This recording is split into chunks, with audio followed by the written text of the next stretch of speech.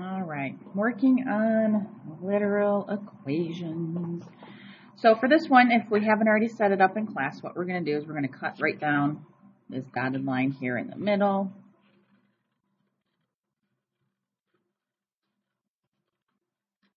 Okay.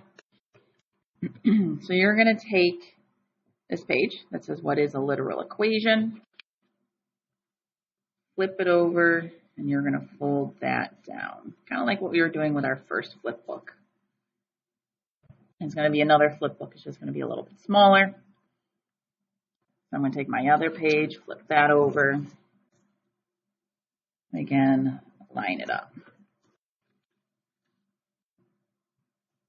And then I got my cover. So at any point, if you're ever bored, you're always welcome to color in your covers here to make them a little prettier. I do like using different colors from time to time. Let's go ahead and fill in our flip book here. I'm going to staple mine at the end after I'm done. So what is a literal equation? So a literal equation is an equation with multiple variables.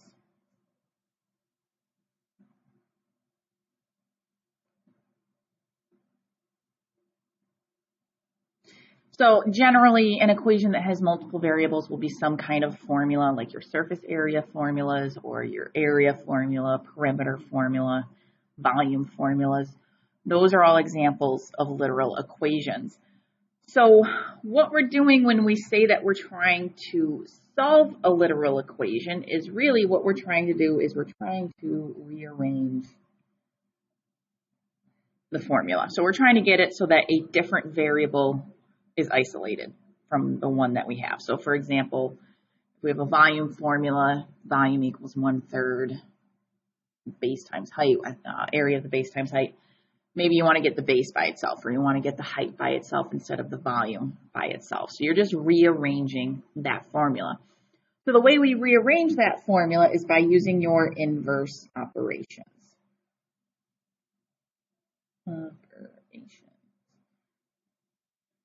So again, that would be add and subtract,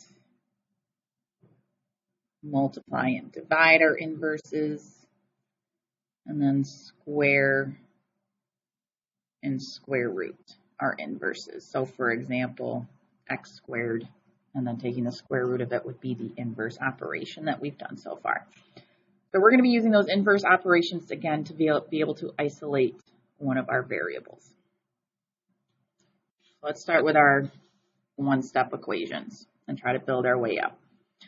So these two up here, these are equations you're used to. We've seen these before. These are just solving our equations here. So for that first one, I'm going to subtract my 7. And I would get x equals -19 because -12 minus 7 gives me -19. I'm going to follow the same steps for my literal equation down here of a plus b equals c. So I will subtract my b.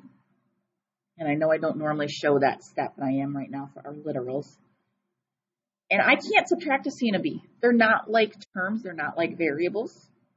So we just leave it as c minus b. So for this equation, in order to solve for a, it's going to end up being a equals c minus b. Same thing's true. I'm going to add my 9 over. So I get y equals 43. Same thing's true here. I'm trying to solve for d. I got to get e to move over to the other side of the equal sign, so I'm going to add it. So d is f plus e. Now for this one, I could write it the other way. I could write it as d equals e plus f because of that commutative property. I can switch things around. I can't do that with subtraction. Commutative property is not true for subtraction, only for addition. So either one of those is fine, doesn't matter. So in these other two examples down here, it's -6 times x, so we would divide by the -6, giving me x equals 5. Same thing happens with our literals. If it's being multiplied and you need to undo the multiplication, you're going to end up using division. So here we're trying to solve for r, so it's really 2 times pi times r. We don't always say that times, so that means I need to divide by 2 pi. And again, I can't actually divide my circumference C by the 2 pi because I don't know what C stands for. It's a variable, so I'm going to leave it as C over 2 pi. Here I'm dividing, so that means I would multiply by -4. I would get x equals -32. Same thing is true when you're doing your literal equations, when you got all those variables. I'm trying to solve for m. M is being currently divided by v, so I have to multiply by v. So dv equals m. Or you could write it this way. Again, commutative property works for multiplication, so both of those are correct. Let's go a little further with it. Go to our 2 steps. So I'm solving for w. So here's my w. I sometimes circle it if I need to. So that means I'm going to subtract my 2L over, because right now it's a positive 2L, so that means it's being added. So the opposite of adding, the inverse of adding, would be subtracting. And now I have to divide by 2. So a lot of times in Algebra 1, when we had these 2-step literal equations, they would leave the answer in this format. However, in Algebra 2, we don't generally leave our answer in that format. So if you recall, our coefficient here on our P is a 1. We don't always write it, but there is, in fact, a 1 right there. So they actually separate this into 2 fractions. They use that distributive property, which does exist for division like this. So it would be 1p over 2 minus 2l over 2 equals w. And then they would simplify, and they'd say 1/2 p minus l equals w. This is more often how you're going to see the answer in Algebra 2 now. So they're just taking it and they're breaking it down more. This is actually viewed as being more simplified because we simplify these 2 here in front of your L. All right.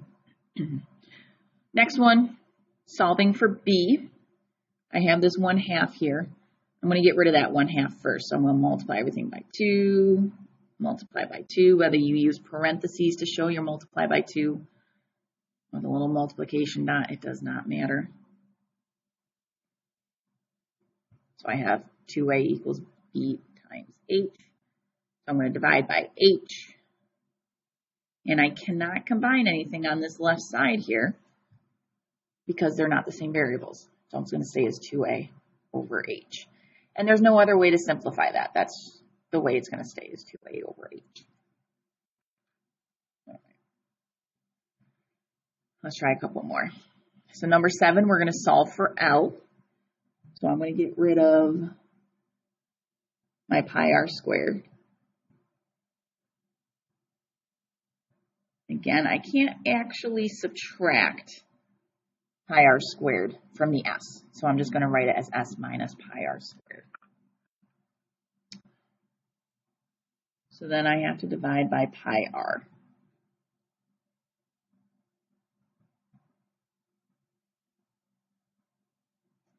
So there we go, s minus pi r squared divided by pi r.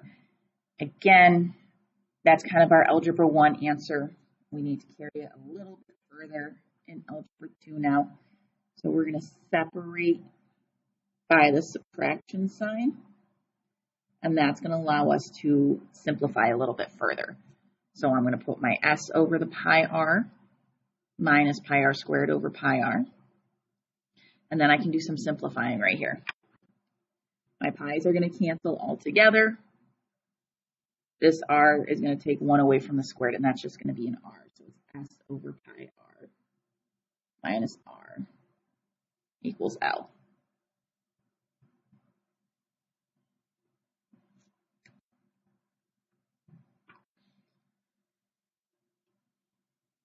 And our last one on this page, solving for W. So we've got W minus 10e all over m.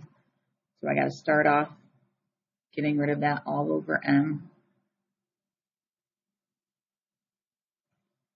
Because I can't really do anything with my W minus 10e until I get rid of that fraction. That's always got to get taken care of first in these situations. So then I'm going to add my 10e.